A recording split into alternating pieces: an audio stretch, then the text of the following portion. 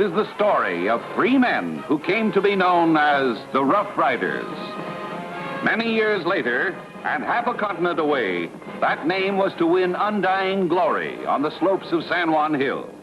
But our story is the beginning of the legend. Three men who rode roughshod through the danger and the lawlessness that was the United States in the 1860s. Three men who came to be known in awe and admiration as the Rough Riders.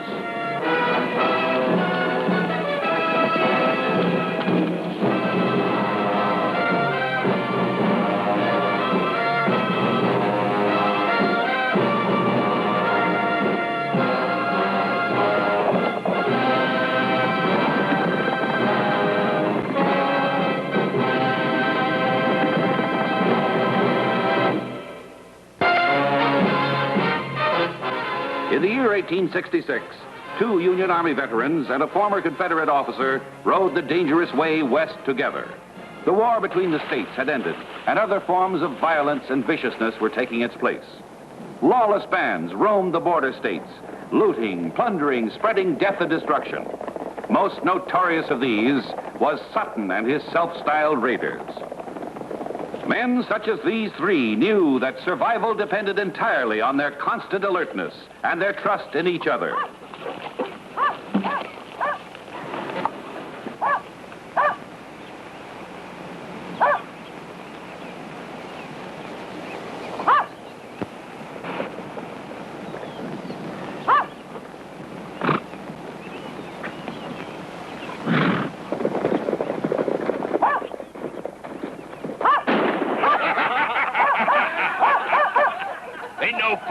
Shooting a dirty old yellow dog.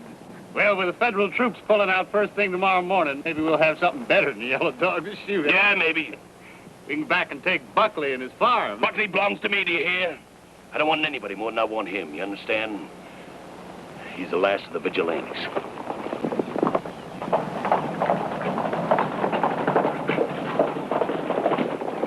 Wait a minute. Who do you think they be, Leroy? I've never seen him before, Wes. No? Well, you know something? Maybe we're going to have something better to shoot at than an old yellow dog after all.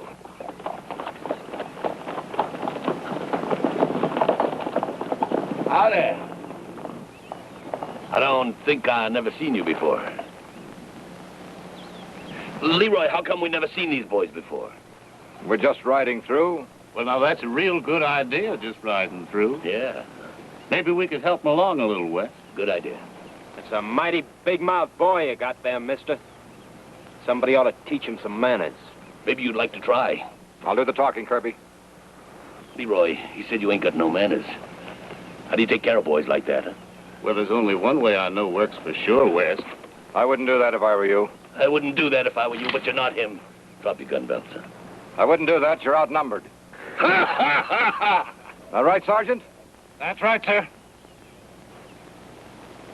You boys do anything foolish, the sergeant there will knock your head off.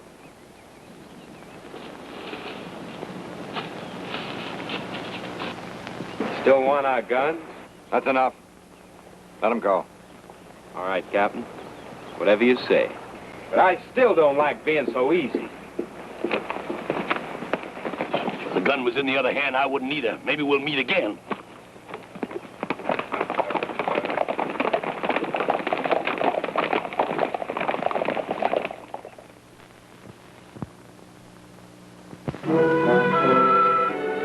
Kirby, with all that practice, you're just making a bad habit worse. Captain, I've been counting on you to convince him you ought to learn how to draw a foot. Get in a fight with one of them hotheads, they maybe won't give you time to mount. Either way, a foot or a horse, I figure the cavalry's cross draws the fastest. Not in cavalry holsters, it ain't. But then you've always got the captain and me to save your hide. With that temper of yours, you'll have to be a fast draw. You thinking of those boys yesterday, Jim? They were real tough, all right. But there's three of us. And I figure the three of us can whip anything that swims, walks, crawls, or climbs.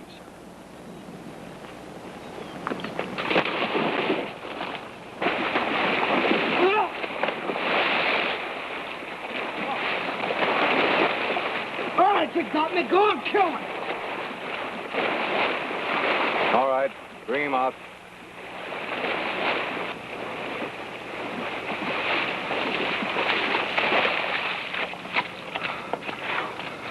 What makes you think anybody wants to kill you?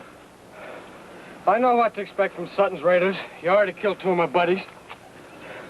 What are you, Sutton? Captain James Flagg, recently of the Army of the Potomac. Sergeant Sinclair, who fought with the patrol for 8 years. You didn't have a chance against him. We're not aiming to kill anybody. Well, I'm mighty glad to hear that. 4th Army, aren't you? Yeah. We're pulling out of here today.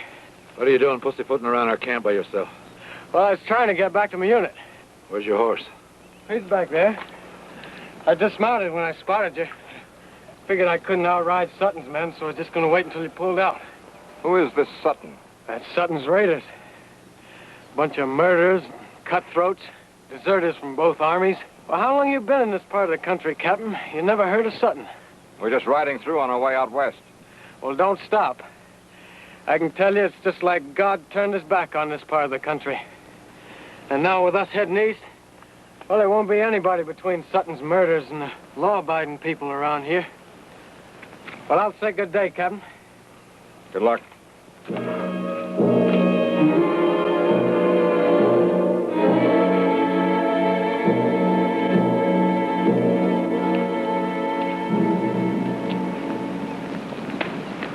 Hair in the back of my neck don't like this country neither. I'm going to feel a lot easier when we get out of it. It's a mean country, Captain. I ain't felt like singing since we passed through Tennessee. And if the sergeant ain't singing, he's feeling real poorly. On the other hand, we only got about 2 more weeks' ride before we get into mountain country, Sergeant. Like I said, there's 3 of us. Let's saddle up. Lieutenant, you better stay out of trouble the next 2 weeks. I reckon. You better do a lot more than reckon, or maybe me and the captain's going to have to tote you to Colorado. Those boys yesterday was asking for a whipping. Well, you let somebody else whip them. We've lost enough time. All right. I'll do more than reckon. I promise.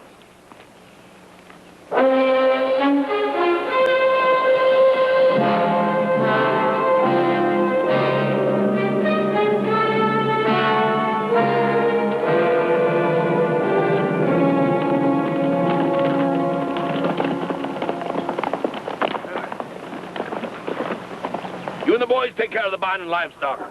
Don't I get to have no fun? You do like I say. Here.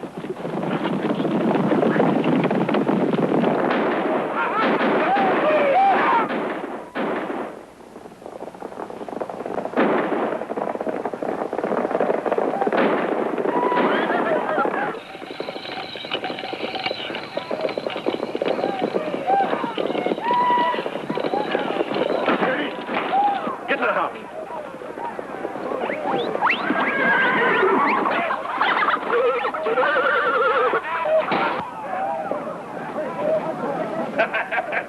Get the girl. There ain't no girl. I seen her get her.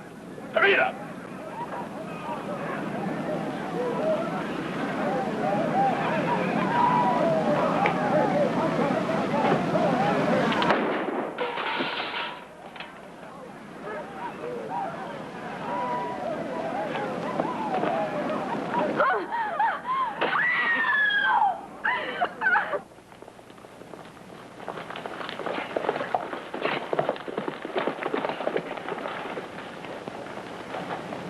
Is this some of our business?